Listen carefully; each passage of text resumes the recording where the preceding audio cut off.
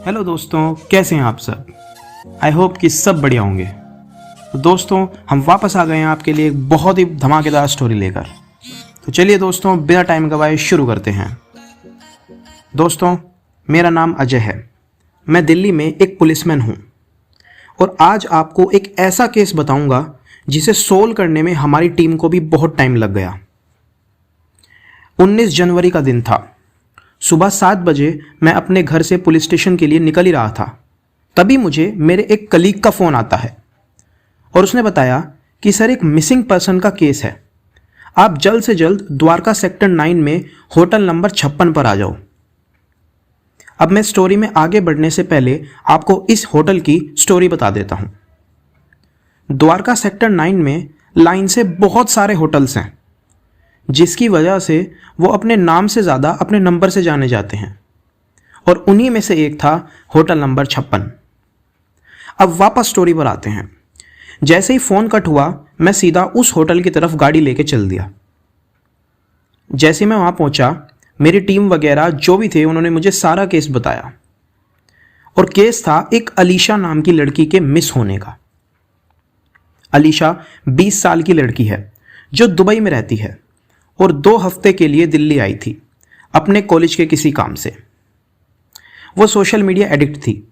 हर छोटी से छोटी डिटेल फेसबुक वगैरह पर पोस्ट करने की आदत थी, जैसे आज क्या खाया, अब कौन सी बुक रीड कर रही है और कहाँ ट्रेवल, ये सब कुछ उसकी फीड पर ऑलरेडी रखा हुआ था। मेरी टीम ने बताया 17 जनवरी को शाम 6 बजे अलीशा ने इस होटल में चेक इन किया और उसके बाद से वो होटल से बाहर नहीं निकली, पर अब वो मिसिंग है। मैंने पहले तो होटल की थोड़ी तलाशी करवाई। होटल ज़्यादा बड़ा नहीं था और ना ही ज़्यादा बढ़िया होटल था। उसमें ज़्यादातर लोग अजीब ही आते थे जिन्हें ड्रग्स वगैरह की लत थी।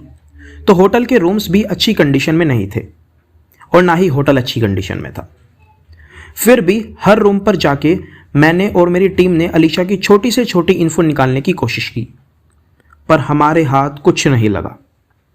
मैंने फिर होटल स्टाफ से सीसीटीवी कैमरे की फुटेज दिखाने को कहा, पर वो बोला कि सर, हमारे होटल में कोई इंपॉर्टेंट पर्सन तो स्टे करने आता नहीं, तो हर फ्लोर पर कैमरा नहीं है, लेकिन रिसेप्शन और लिफ्ट में कैमरा है। मुझे उसकी बात पे थोड़ा गुस्सा तो आया, पर उस टाइम मेरा मेन काम ये केस सोल्व करना था।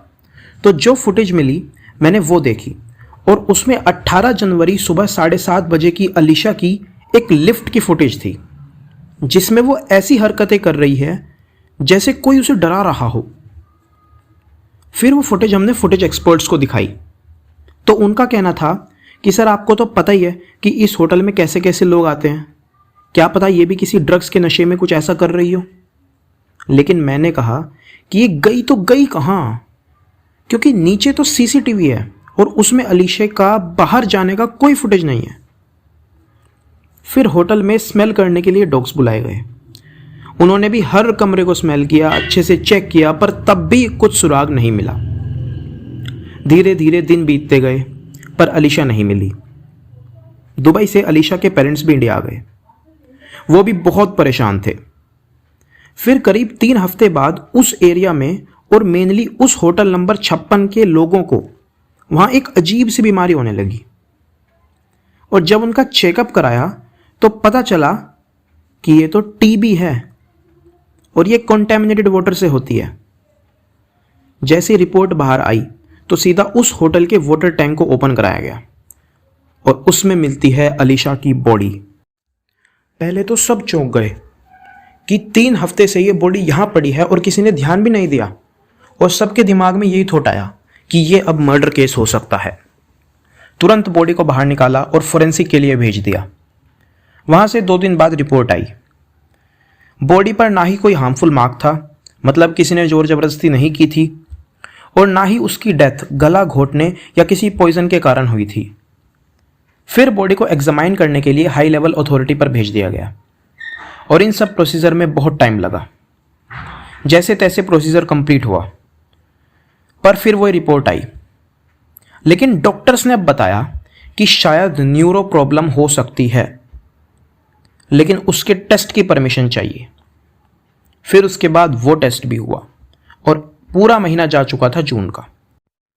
जब फाइनल रिपोर्ट आई तो उसमें यह पता चला कि अलीशा को बायपोलर डिसऑर्डर था, जिसमें इंसान की मेंटल स्टेट स्टेबल नहीं रहती। और अलीशा के साथ में भी वही केस था, जिसमें उसे ऐसा लग रहा था जैसे उसे कोई डरा रहा हो, जैसे जब हमने उसे लिफ्ट वाली वीडियो में देखा था। और इसी तरह से डरते डरते उसने अपने आप को बचाने के लिए वाटर टैंक में छुपा लिया था। वो अंदर तो चली गई पर बाहर नहीं आ पाई।